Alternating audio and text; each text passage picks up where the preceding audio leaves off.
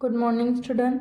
चलो तर आज आपण चालू करूया समास, आपला मराठी व्याकरणाचा विषय. इयत्ता 10वीमध्ये 2 मार्क्ससाठी येतो. तर सर्वप्रथम आपण समजून घेऊया समास म्हणजे काय.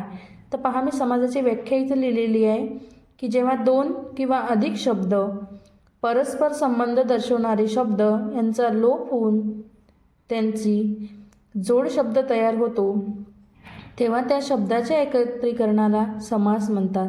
म्हणजे नेमकं पहा काय, तर मी उदाहरणात दिलेलं आहे तुम्हाला.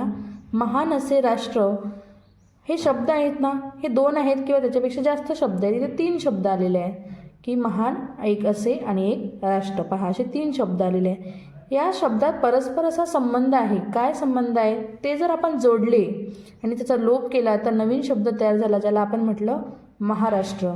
आणि जो असा नवीन शब्द तयार होतो समासामध्ये त्याला म्हटले जाते सामाजिक शब्द.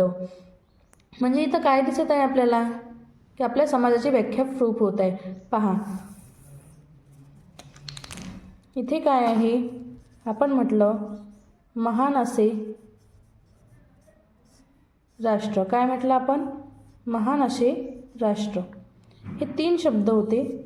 या 3 शब्दाचा जर आपण परस्पर काय जोडला, संबंध जोडला आणि यांच्यापासून आपल्याला एक शब्द भेटला, नवीन शब्द मिळाला, ज्याला आपण काय म्हणतो, ज्याला आपण म्हणतो महाराष्ट्र. काय म्हणतो, महाराष्ट्र. मग हा जो नवीन शब्द बनला याला आपण काय म्हणतो, याला म्हणतो आपण समासिक शब्द. काय म्हणतो, समासिक शब्द. तर असे या समाजाचे आपल्याला 4 प्रकार यावर्षी 10वीला अभ्यासाला आहेत. तर आज सर्वप्रथम आपण पहिला प्रकार बघूया, ज्याचं नाव आहे कर्मधारय समाज.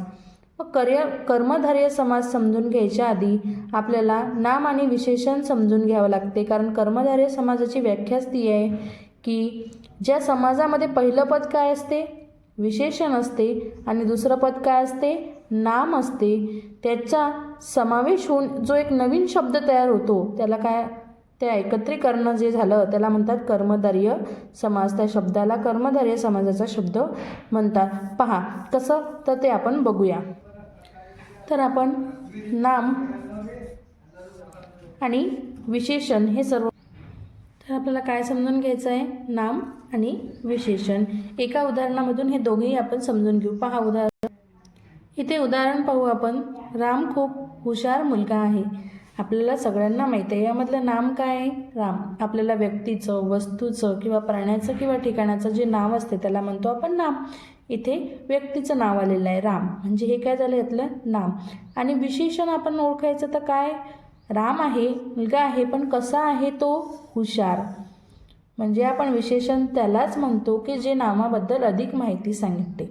राम आहे पण तो कसा आहे, खूप हुशार मुलगा आहे, ही अधिक माहिती ज्या शब्दाने सांगितली त्याला आपण काय म्हणतो, विशेषण.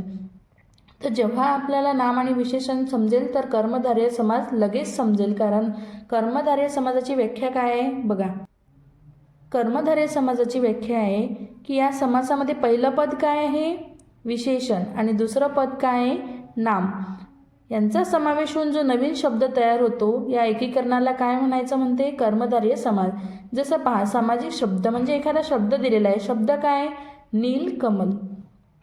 पहा, कमल याच्यामधलं काय, नाम आहे आणि नील हे काय, विशेषण आहे. बघा इथे आलं का नील, पहिला शब्द काय आलं, विशेषण, आणि दुसरा शब्द काय आलं, नाम. म्हणजे हे उदाहरण कशाचं होईल, कर्मधारय समाजाचं. दुसरं बघू आपण, महाराष्ट्र. त्याचा विग्रह म्हणजे काय, शब्दाची फोड. त्याचा कसा शब्द बनेल, महान असे राष्ट्र असा शब्द होता ना, त्यांचा परस्पर संबंध करून आपण जोड शब्द बनवला काय, महाराष्ट्र.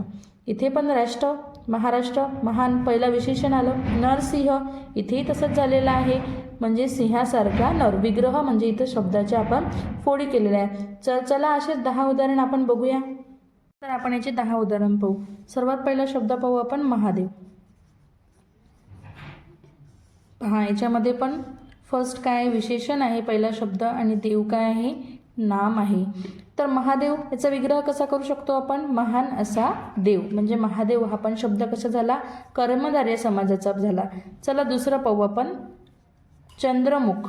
काय शब्द आहे, चंद्रमुख. मुख नाम आहे, पण कसं आहे ते चंद्रासारखं आहे, म्हणजे नामाबद्दल चंद्र हा विशेष माहिती सांगत आहे ना, म्हणजे चंद्र काय झालं इथे विशेषण, म्हणजे पहिलं पद आलं विशेषण, दुसरं पद आलं नाव, आणि याचा विग्रह कसा करू शकतो आपण, चंद्रासारखे मुख म्हणजेच चंद्रमुख, म्हणजे हे पण काय झालं कर्मधारय समाजाचं उदाहरण झालं. चला तर त्याच्यानंतरचा शब्द आहे नीलकंठ. नीलकंठ म्हणजे निळं असं कंठ, म्हणजे कंठ आहे पण कसा आहे निळा, म्हणजे हे पण विशेषण झालं आणि हे निळं कंठ झालं, सॉरी, ठीक आहे, म्हणजे निळा असा कंठ. त्याच्यानंतरचा शब्द आहे पितांबर. याचा विग्रह काय होईल, पिवळे असे अंबर, ज्याला म्हणतो आपण पितांबर. आणि पितांबर हा पण काय समासिक शब्द झालेला आहे, पण कोणत्या समाजाचा, कर्मधारय, कारण इथे पितांब म्हणजे पिवळा सांगितलेला आहे, विशेषण सांगितलेलं आहे आणि हे नाम आहे. त्याच्यानंतर कृष्ण सर्प हा पण एक शब्द आपण बघूया. काय शब्द बघूया आपण, कृष्ण सर्प. कृष्ण सर्प, इथं कृष्णाचा अर्थ आहे काळा. काय अर्थ आहे, काळा, म्हणजे असा सर्प की जो काय आहे काळा आहे, म्हणजे काळा असा सर्प ज्याला आपण म्हणतो कृष्ण सर्प. सर्प आहे म्हणजे नाव आहे, नाम आहे, पण कसं आहे कृष्ण म्हणजे काळा, म्हणजे इथं काय दिलेलं आहे विशेषण दिलेलं आहे. पहिलं पद विशेषण, दुसरं पद नाम, म्हणजे कोणता समाज, कर्मधारय समाज. त्याच्यानंतर करुणा सागर हा शब्द आहे. काय शब्द आहे, करुणा सागर, म्हणजे सागर आहे पण कसा आहे करुणेचा सागर आहे, करुणा सागर आहे, म्हणून हा पण काय झाला कर्मधारय समाजाचं उदाहरण झालं.